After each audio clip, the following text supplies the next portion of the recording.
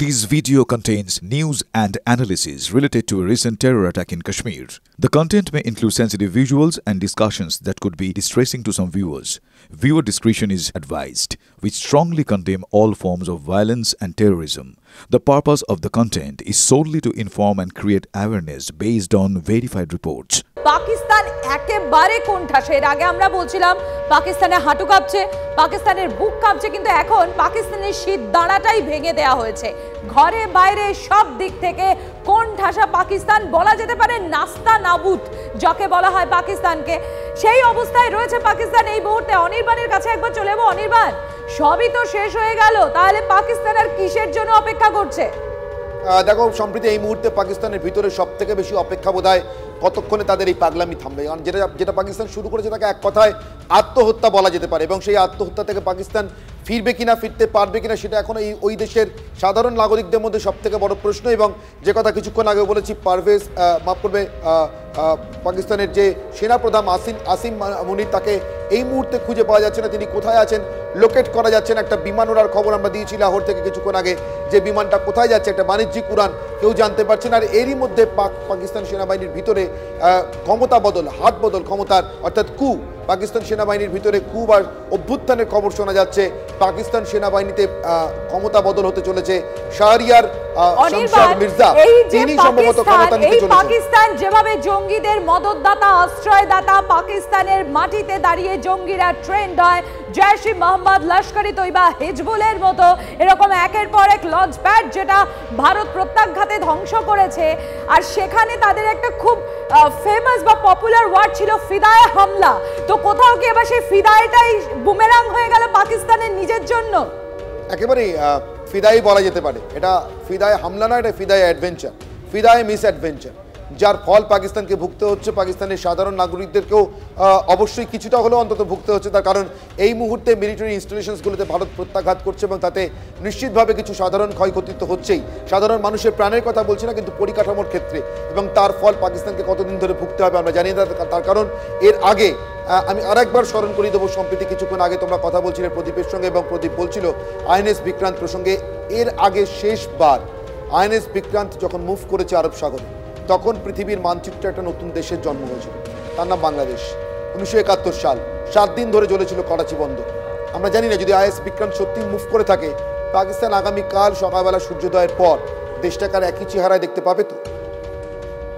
একেবারেই অনির্বাণ। এবং শুধুমাত্র তাই নয়, পাকিস্তান সেই দেশটা যেমন একই চেহারায় দেখতে পাবেন কিনা সেখানে একাধিক প্রশ্ন চিহ্ন রয়েছে। তার পাশাপাশি পাকিস্তানের আয়তন ধারে ভারে এমনিই তো একেবারে মেরুদণ্ড ভেঙে গেছে, তারপর কতটুকু জায়গায় পরিণত হয় সেটাও কিন্তু একটা বড় বিষয়। একেবারেই সম্প্রতি এই পাকিস্তান কতটুকু জোজবার মতো জায়গায় আছে, আদৌ আছে কিনা, এবং যে কারণেই পাক সেনাবাহিনীর ভিতরে এই ক্ষমতা বদল বা ক্ষমতার হাত বদলের তথ্যটা সামনে আসছে। এবার এই শাহরিয়ার শামসাদ মির্জা, তিনি ক্ষমতা হাতে পাওয়ার পর কি ডিএসকালেশনের দিকে যাবেন? তার কারণ এটাই এই মুহূর্তে পাকিস্তানকে পৃথিবীর সব শক্তিধর রাষ্ট্রের একমাত্র পরামর্শ, যে কোনোভাবে ভারতের সঙ্গে বিবাদ আর না বাড়িয়ে যত দ্রুত সম্ভব ভারতের সঙ্গে আলোচনাতে বসে, এবং আলোচনাতে বসার আগে পাকিস্তানের দিক থেকে সব রকমের আক্রমণ, সব রকমের বাঁদরামো বন্ধ করা। কিন্তু শাহরিয়ার শামসাদ মির্জা কি সেই দাবি পূরণ করবার জন্য আসছেন, বা সেই দাবি পূরণ করবার জন্য কি তার হাতে ক্ষমতা যাচ্ছে, নাকি শাহরিয়ার শামসাদ মির্জা পাকিস্তানের আরও কোনো মিস অ্যাডভেঞ্চার এখনও বাকি রয়ে গেছে, সেটার জন্য আসিম মুনিরের কাছ থেকে ক্ষমতা নিচ্ছেন? আমরা এখনও পর্যন্ত জানি না। তার কারণ পাকিস্তানকে এক কথায় বললে সেই কুকুরের লেজের মতো, যাকে হাজার চেষ্টা করলেও সোজা করা যায় না। সেনাবাহিনীর প্রধান বদলায়, প্রধানমন্ত্রী বদলায়, আইএসআইয়ের লোক বদলায়, কিন্তু পাকিস্তান যেমন ছিল তেমনই থেকে যায়। ফলে এবার পাকিস্তান বদলাবে কিনা, নাকি পাকিস্তানের ম্যাপটা বদলে যাবে, সেটা সময়ের অপেক্ষা। সম্প্রতি একেবারেই অনির্বাণ। শুধুমাত্র তাই না, যে কোনো শুভ বুদ্ধি সম্পন্ন দেশ হলে সবার আগে তাদের নাগরিকদের জন্য চিন্তা করে। অথচ পাকিস্তানের ক্ষেত্রে দেখো, যেখানে প্রায় অন্যের সংস্থান নেই, যেখানে মানুষ খেতে পাচ্ছে না, চায়ের কিলো 200 টাকা হয়ে গিয়েছে, চায়ের 200 টাকা হয়ে গেছে, সেইখানটায় দাঁড়িয়ে আজকে একের পর এক আমরা দেখেছি আসিম মুনির কিভাবে প্রভোগ করে গিয়েছে দিনের পর দিন তার উত্তপ্ত ভাষণ দিয়ে। কখনো তার জিভ জড়িয়ে গেছে সেই বক্তব্য পেশ করতে গিয়ে, তবুও কিন্তু তিনি তার জায়গা থেকে সরেননি। কিন্তু আসিম মুনিরের যাই মনোবাঞ্ছা থাকুক না কেন, তার ফল কিন্তু আজকে হাতে নাতে ভোগ করছে পাকিস্তান। এবং শুধুমাত্র তাই না, আমরা দেখেছি এই পরিস্থিতি তৈরি হওয়ার আগেই এই যে পাক সেনা থেকে সেখানে যারা ডেকোরেটেড অফিসার ছিল, তারা এমনকি সেনা জওয়ানরাও তারাও কিন্তু একে একে সেনাবাহিনী থেকে পদত্যাগ করছিল, তারা বেরিয়ে যাচ্ছিল। এবং তারপর আজকের এই পরিস্থিতি। আর এখানেই তো আসিম মুনির কোথায় সেই প্রশ্ন উঠছে, কারণ খোঁজ পাওয়া যাচ্ছে না। জেনারেল শাহরির শামসাদ মির্জা কি তাহলে পরবর্তী সেনা প্রধান? এই প্রশ্ন উঠছে। দ্রুত পাক সেনার ক্ষমতার কি তাহলে হাত বদল হতে চলেছে? কারণ এটা একটা যেন পাকিস্তানের পরম্পরা হয়ে দাঁড়িয়েছে।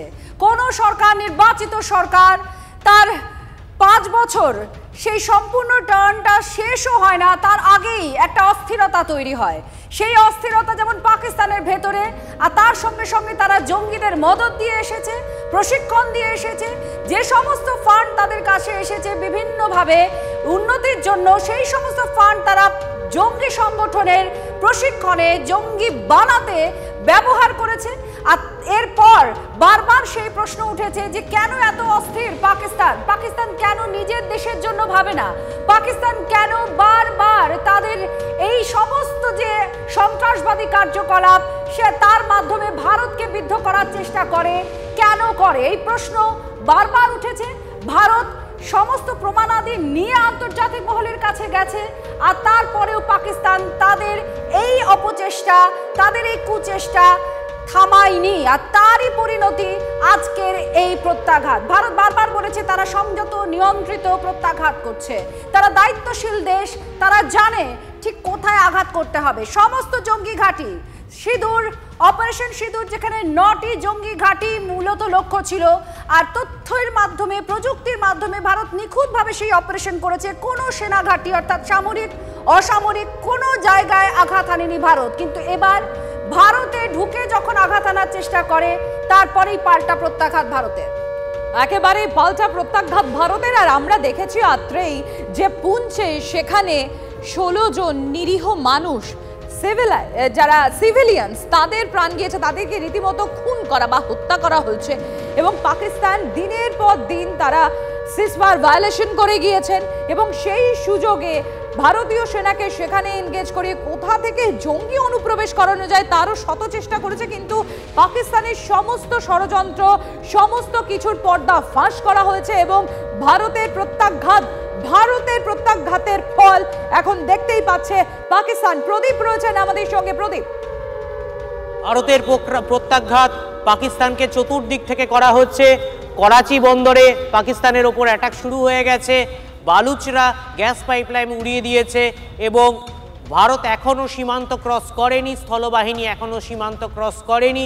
পাকিস্তানের মাটিতে বুট, মানে ভারতীয় সেনার বুট এখনও পড়েনি। ভারত এখনও সংযম দেখিয়েছে।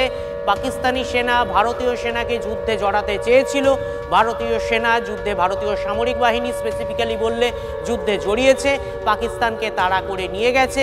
তারপরও পাকিস্তানের জন্য একটা রাস্তা হয়তো ভারত খুলে রেখেছে। ভারত ইন্টারন্যাশনাল কমিউনিটি এস জয়শঙ্করকে বারবার ফোন করে জিজ্ঞেস করেছিল কি পরিস্থিতি, তারা জানিয়েছে ভারত মেজার্ড এটা অ্যাটাক করছে, ভারত শুধু টেরোরিজমকেই টার্গেট করছে। এবার ডিএসকেলেশন পাকিস্তানকে করতে হবে। পাকিস্তানের সেনাবাহিনীতে ইতিমধ্যেই বদল হয়ে গেছে বলে সোশ্যাল মিডিয়ায় খবর। পাকিস্তানের সেনাপ্রধান বন্দী অথবা দেশ ছেড়ে পালিয়েছেন, এরকম খবরও বেরিয়েছে।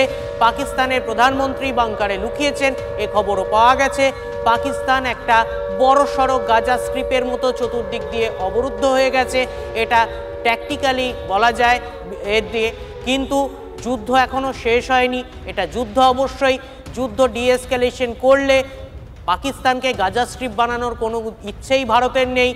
ভারতের ইচ্ছে, ভারতের লক্ষ্য হচ্ছে পাকিস্তানের মধ্যে যে জঙ্গি ঘাঁটি, যে জঙ্গি নেটওয়ার্ক চলছে সেটাকে ধ্বংস করা। যদি সেটা করতে পারে, যদি পাকিস্তান সেটা করে, তাহলে কোনোদিনই আর যুদ্ধের প্রয়োজন হবে না, কারণ পাকিস্তানের ইন্টারনাল ব্যাপারে কোনো দিন ভারত নাক গলায়নি। কিন্তু যদি পাকিস্তান কন্টিনিউস টু প্রিকাস্ট, আমাদের সঙ্গে এভাবেই আঘাত করতে থাকে, তাহলে পাকিস্তানের মানচিত্র বদলে যেতে পারে, বালুচিস্তান লিবারেটেড হতে পারে, খাইবার পাখতুনখোয়া লিবারেটেড হয়ে যেতে পারে, মানে পাশতুনরা একটা স্বাধীন রাষ্ট্র ঘোষণা করতে পারে। ইতিমধ্যেই আমাদের হিন্দু ধর্মের অন্যতম সতীপীঠ হিংলাজে পাকিস্তানের পতাকা সরিয়ে বালুচিস্তানের পতাকা লাগিয়ে দিয়েছে বালুচ লিবারেশন আর্মি। এটা একটা প্রতীকী বিষয়। তার মানে এই নয় যে বালুচিস্তান পাকিস্তানের হাত থেকে এখনই বিচ্ছিন্ন হয়ে গেছে, কিন্তু পাকিস্তানের নিয়ন্ত্রণ ক্রমশ বালুচিস্তানের ওপর থেকে চলে যাচ্ছে। পাকিস্তানের মানচিত্র বদলাতে পারে পাকিস্তান যদি রেস্ট্রেন্ট না করে, কিন্তু পাকিস্তান যদি আবার জেদ করে অ্যাটাক করার চেষ্টা করে তাহলে হয়তো একটা করুণ পরিণতি পাকিস্তানের দেখতে পাবে বিশ্ববাসী। প্রদীপ, একেবারেই তুমি আমাদের সঙ্গে থাকো। আত্রেই একটু আমাদের TV9 বাংলা দর্শকদের জন্য আমি একবার বলে দেব, এই যে বারংবার পুঞ্চকে টার্গেট করে পাক, কেন? তার কারণ হচ্ছে পুঞ্চের যে টেরেন, সেই টেরেন অত্যন্ত ডিফিকাল্ট একটা টেরেন এবং খুব উপরে অর্থাৎ হাই অল্টিটিউড একটা টেরেন, এবং যে কারণে অত্যন্ত দুর্গম সেই রাস্তা, এবং যেখানে সবসময় সিকিউরিটি মেনটেন করা সম্ভব হয় না, এবং যে কারণে সেই লুপহোলের ফাঁক নিয়ে বারংবার পুঞ্চের উপরই আঘাত হানে পাকিস্তান। এবং শুধু তাই নয়, পুঞ্চের উত্তর, দক্ষিণ এবং পশ্চিম এই দিকগুলো অর্থাৎ লাইন অফ কন্ট্রোলের বরাবর বারংবার সেখানে শেলিং করতে থাকে পাকিস্তান, এবং তার সমুচিত জবাব ইতিমধ্যেই ভারতের তরফ থেকেও দেয়া হয়েছে। এবং শুধু তাই নয়, দেখুন ভারতের প্রত্যাঘাতে সেই ছবি আপনাদের তুলে ধরছি। ভারতের এয়ার ডিফেন্স সিস্টেম একের পর এক ব্যারিকেড, ভারতের অন্যতম পাওয়ারফুল এয়ার ডিফেন্স সিস্টেম রয়েছে S-400, যেটা আমরা বলি সুদর্শন। আমাদের মাইথোলজি হিসেবে সুদর্শন চক্র নাম দেওয়া হয়েছিল ভারতের তরফ থেকে। সেই সুদর্শন চক্র অর্থাৎ S-400 সেদিকে একদিকে যেমন ডিফেন্ড করে, তার সঙ্গে সঙ্গে মাল্টিপল অ্যাটাকও করতে পারে এই S-400। এবং আপনাদের জানিয়ে রাখি, এই S-400 নিয়ে ভারত কেন এত গর্বিত, কারণ ন্যাটো বাহিনীর কাছেও এই S-400-এরই সেম জিনিসই রয়েছে। আমাদের এখানে ইন্ডিয়ান নেম যার সুদর্শন চক্র, আর সেই S-400 যেটা ন্যাটো ইউজ করে সেটা হচ্ছে গ্রেভাল 41 গ্রেভাল। সেখানে একই এয়ার ডিফেন্স সিস্টেম, অর্থাৎ একসঙ্গে ডিফেন্ড করবে। যদি মিসাইল আসে সেগুলোকে যেমন টার্গেট করে ডিস্ট্রয় করবে, তার সঙ্গে সঙ্গে মাল্টিপল অ্যাটাকেও যাবে। এই এয়ার ডিফেন্স সিস্টেম থেকে মাল্টিপল অ্যাটাকেও যেতে পারে। আত্রে এই মুহূর্তে যে খবর এসে পৌঁছচ্ছে LOC লাইন অফ কন্ট্রোলে, সেখানে লাগাতার সেখানে গোলাগুলি বর্ষণ চলছে। ইতিমধ্যে সেখানে উড়ির দিকে যদি আমরা নজর রাখি, উড়িতে সেখানে ইতিমধ্যে মানুষ গিয়ে বাংকারে গিয়ে আশ্রয় নিয়েছে। আমাদের প্রতিনিধি ইরফান কুরেশি প্রতিবেদন দেখাবো, শোনাবো আপনাদের।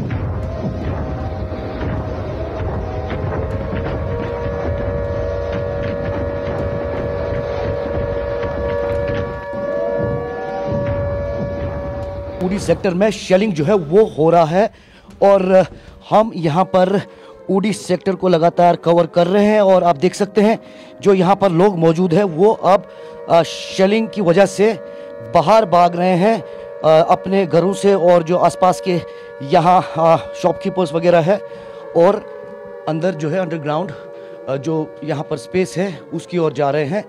और आप देख सकते हैं ये तमाम लोग जो है यहाँ शॉप्स में, होटल्स में और बाकी जगहों पर काम करते हैं। तमाम जो बिस्तर वगैरह सोने का सामान है वो लेते हुए यहाँ पर भागते हुए पहुँचे हैं। और लगातार सरहदी इलाकों में नॉर्थ सेक्टर की बात करें खासतौर पर, मैसिव शेलिंग जो है वो पाकिस्तान की तरफ से की जा रही है।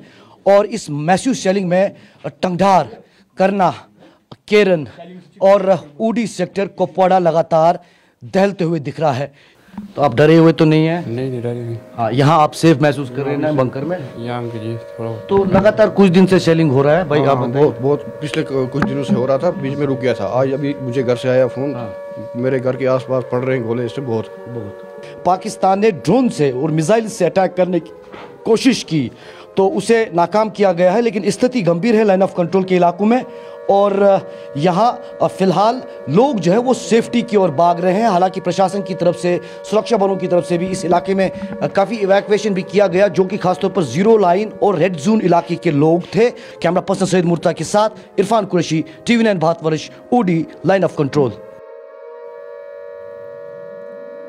আর রাত্রে আমি একবার একটু বলবো, এই যে উরির যে বাংকার থেকে আমাদের প্রতিনিধি ইরফান কুরাইশি সেখান থেকে প্রতিবেদন তুলে ধরছিল এই উরির, এটা খুব একটা মজা বা খুব ট্যাকটিক্যালের লোকেশন বলা যেতে পারে, যে এখান থেকে মুজাফফরাবাদ মাত্র 45 কিলোমিটার ডিস্টেন্স এই উরি থেকে, অর্থাৎ মুজাফফরাবাদ যেখানে ঠিক আমাদের 6 থেকে 7 তারিখ মিডনাইটে যেখানে আমাদের স্ট্রাইক হয়েছে, এয়ার স্ট্রাইক হয়েছে, এবং জঙ্গি ঘাঁটি যেখানে জঙ্গিদের লঞ্চ প্যাড ছিল, অর্থাৎ সেখান থেকে 45 কিলোমিটার দূরে, মাত্র 45 কিলোমিটার দূরে মুজাফফরাবাদ, সেখানে গিয়ে হামলা করে এসছে, হামলা করে জঙ্গি ঘাঁটি ধ্বংস করে এসছে ভারত, এবং তারপর এই মুহুর্মুহু পাকিস্তান আবারও প্রভোকেশনে এসছে এবং তার যোগ্য জবাব দিয়ে চলেছে ভারতীয় সেনা।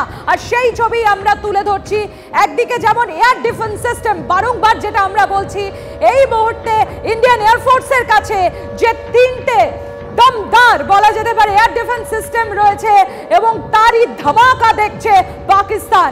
পাকিস্তানকে শুধুমাত্র তুমি যেটা বলছিলে বারবার রাত্রেই, যে ভারত কিন্তু প্রথম থেকে খুব সংযম দেখিয়েছে, বারবার সংযম দেখিয়েছে ভারত, কিন্তু ওই যে বলে না যে ধৈর্যের পরীক্ষা কখনো নিতে নেই, আর সেই ধৈর্যের পরীক্ষা নিয়েছে পাকিস্তান, আর তার সমুচিত জবাব দিচ্ছে ভারত। পেহেলগাঁওয়ে প্রথমে আমরা দেখেছি সেখানে নিরপরাধ নিরীহ পর্যটকদের কিভাবে নির্বিচারে গুলি করে হত্যা করা হয়েছে। আমি একবার চলে যাব তন্ময়ের কাছে, তন্ময় প্রামাণিক আমাদের সঙ্গে রয়েছে নিউজরুম থেকে। তন্ময়, কি আপডেট এই মুহূর্তে রয়েছে? দেখো, তুমি যেটা বলছিলে এই আপডেট, এখন যেভাবে পরপর পাকিস্তানের শহরগুলোর উপরে আক্রমণ চলছে এবং 3টে জায়গা থেকে আক্রমণ চালানো হচ্ছে, সেনাবাহিনী যে আক্রমণ চালিয়েছে সেখানে কিন্তু বড়সড় ক্ষতির মুখে এই মুহূর্তে পাকিস্তান। ফলে এই পাকিস্তান কতক্ষণ এটা চালাবে, কারণ একটু আগেই অনির্বাণ যেটা বলছিল যে পাকিস্তানেই কিন্তু ইতিমধ্যেই বেশ কতগুলো প্রশ্ন উঠতে শুরু হয়েছে সেনাবাহিনীর অভ্যন্তরের রাজনীতি নিয়ে, সেনাবাহিনীর অভ্যন্তরের পলিটিক্স নিয়ে। কারণ একদম রাজধানী থেকে সেখানকার প্রধানমন্ত্রীকে 20 কিলোমিটার দূরে একটি একদম সেফ জায়গাতে সরিয়ে নিয়ে যাওয়া হয়েছে। কেন সরিয়ে নিয়ে যাওয়া হলো? তাহলে কি আরও বড়সড় আক্রমণের আশঙ্কা করছে পাকিস্তান? 1। 2 নম্বর একটি বিষয় হচ্ছে যে এখানে আসিম মুনির সে কোথায়, কারণ তাকে খুঁজে পাওয়া যাচ্ছে না। ফ্লাইটের যে বিষয় রয়েছে, ফ্লাইটের যে অ্যাপ রয়েছে সেখানে আমরা দেখব নো ফ্লাইং জোন, সেখানে একটি কমার্শিয়াল বিমান বেরিয়ে যাচ্ছে। সেই বিমান কেন বেরিয়ে যাচ্ছে? সেই বিমানে কে রয়েছে? সেখান দিয়ে কি কেউ পালিয়ে যাওয়ার চেষ্টা করছে?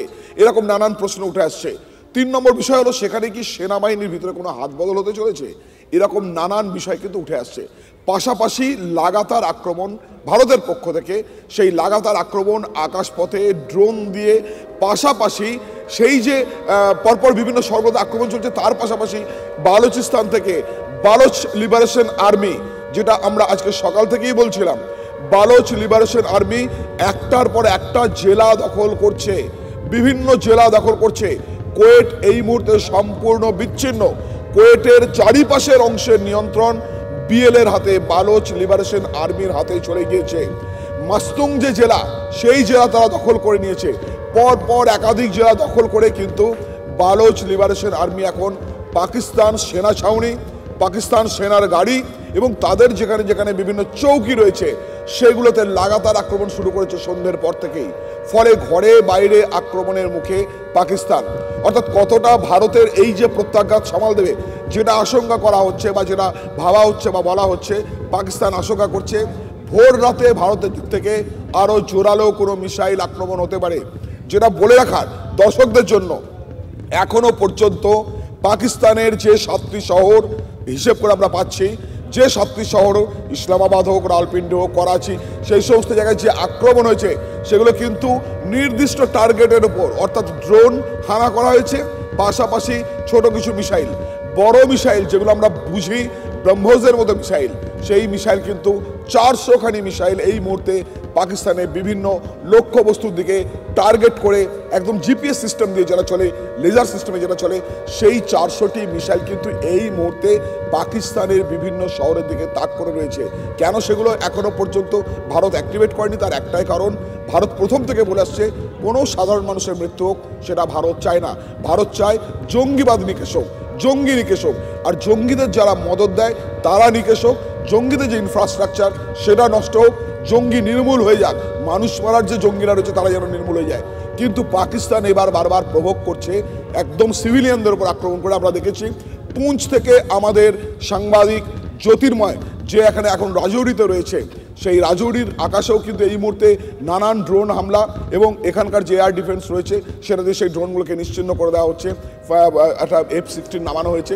সেখানে আমাদের সংবাদদাতা রয়েছে জ্যোতির্ময় সকালে পুঞ্চে গেছিল, সেই পুঞ্চের ছবি ভয়াবহ।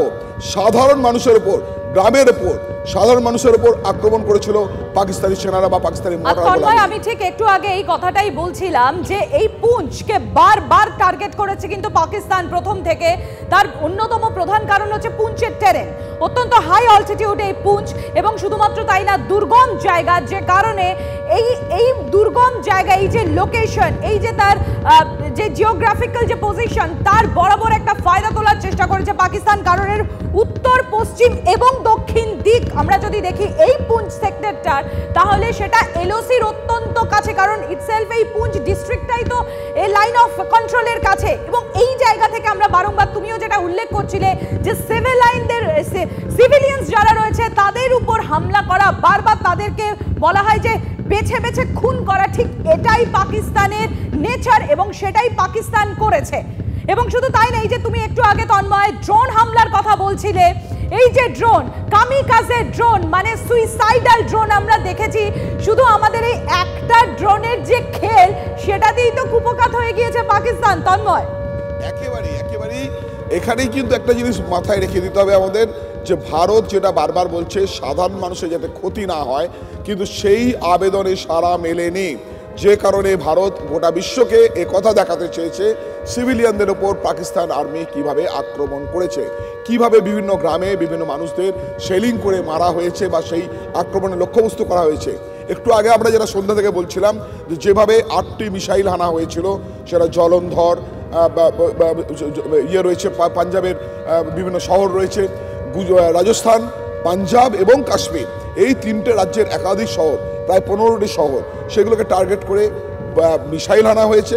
সেগুলোকে টার্গেট করে আমরা যেটা বলছিলাম সোয়ার্ড ড্রোন। ঠিক এই প্রসঙ্গ যখন এসেছে যে পাকিস্তান কোথায় কোথায় নিশানা করেছে, যে সমস্ত নিশানাকে দুর্মুষ করেছে ভারত, আপনাদের দেখায় একেবারে আমার ডান দিকে যে লাল অংশগুলো রয়েছে, এই লাল রঙে যেগুলো আমরা লিখেছি বলা যায়, সেই সমস্ত জায়গাতেই পাকিস্তান নিশানা করেছে। খুব গুরুত্বপূর্ণ জায়গা সেগুলো। কুপওয়ারা একেবারে ওপরের দিকে, যেটা ইসলামাবাদ বরাবর বলা যায় অবস্থান, সেই কুপওয়ারা, আখনুর সেক্টর, রাজৌরি, যেখানে আমাদের প্রতিনিধি আছেন এবং সেখান থেকে লাইভ দিচ্ছেন, আর তার মধ্যে রয়েছে সাম্বা সেক্টর, জম্মু, পাঠানকোট, আর তার সঙ্গে বৈষ্ণোদেবী এবং উধমপুর। দেখুন, বৈষ্ণোদেবী একটা ধর্মস্থান, সেই ধর্মস্থানও নিশানায় পাকিস্তানের। তার সঙ্গে সঙ্গে আছে জয়সালমীরে খুব উল্লেখযোগ্য বিষয় যে সেখানে এক যুদ্ধ বিমানকে নামিয়েছে ভারত, আর তার চালক এখন ভারতের হাতে।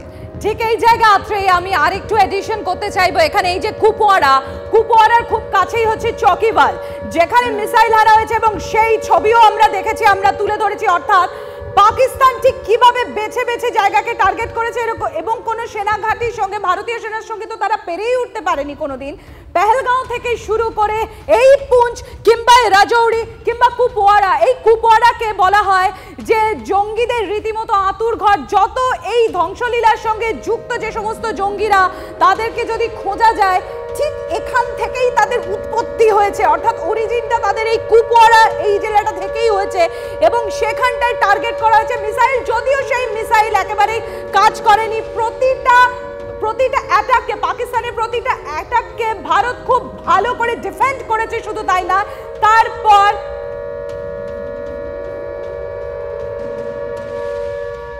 বায়ুসেনার পাশাপাশি নৌসেনার বড় অভিযানের খবর সামনে আসছে।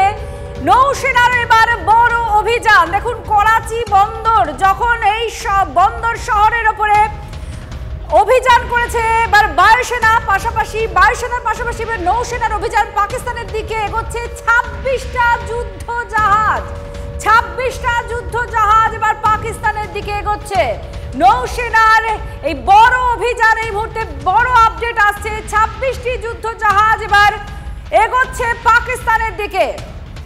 করাচি বন্দর শহরের আপডেট আপনারা দেখছিলেন যে কি অবস্থা সেখানকার। বন্দর অত্যন্ত গুরুত্বপূর্ণ, ইম্পর্টেন্ট এই সমস্ত জায়গা, যে কোনো দেশের এক্সিট এন্ট্রি পয়েন্ট এগুলো, সেখানকার অবস্থা। তার মধ্যে আরো 26টি যুদ্ধ জাহাজ পাকিস্তানের উদ্দেশ্যে যাচ্ছে।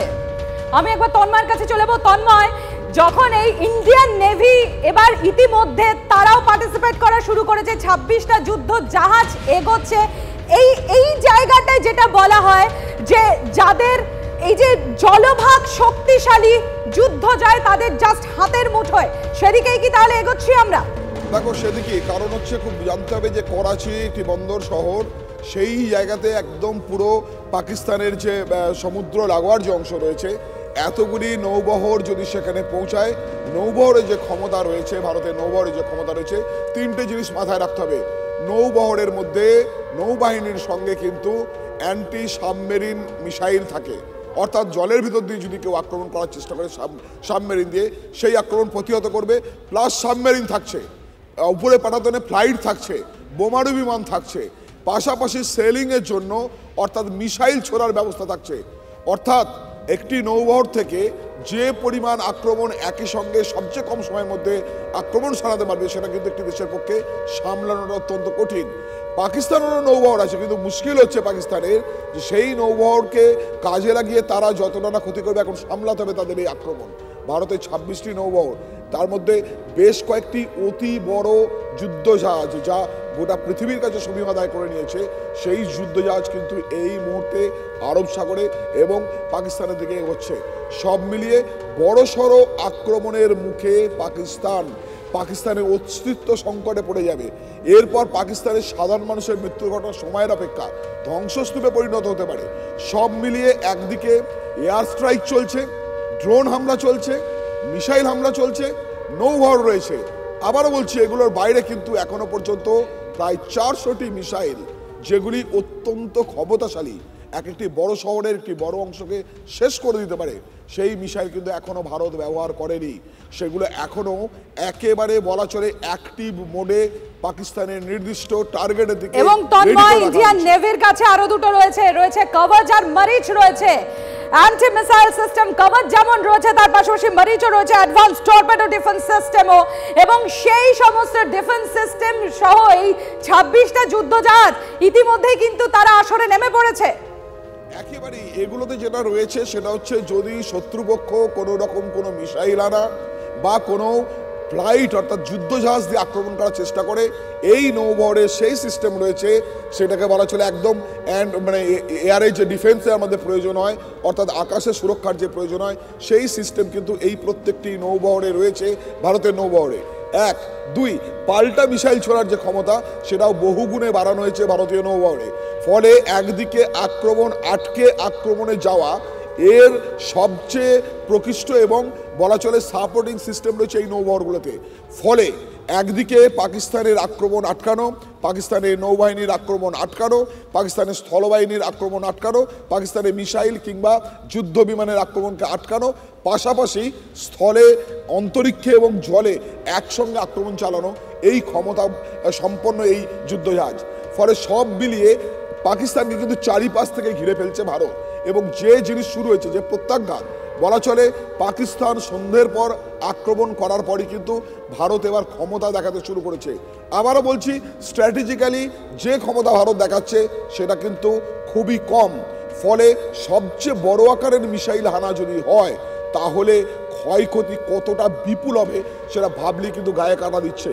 ফলে এখনো পর্যন্ত কোথাও একটা বলা চলে সংযম রেখে ভারত প্রত্যাঘাতে গেছে, যাতে অনেক কম ক্ষতি হোক সাধারণ মানুষের। এবং সেখানকার সেনাবাহিনীর সঙ্গে লড়াইটি কিন্তু এই মুহূর্তে শুরু হয়েছে। এরপর এই লড়াই যদি পাকিস্তান আরও প্রভোগ করে, যদি পাকিস্তান এই দেশের সাধারণ মানুষের উপর আক্রমণ হানার চেষ্টা করে, যেটা সন্ধ্যে থেকে করছে, সেইটা করলে কিন্তু বড়সড় ক্ষতি নয়, ধ্বংসের মুখে চলে যেতে পারে পাকিস্তান।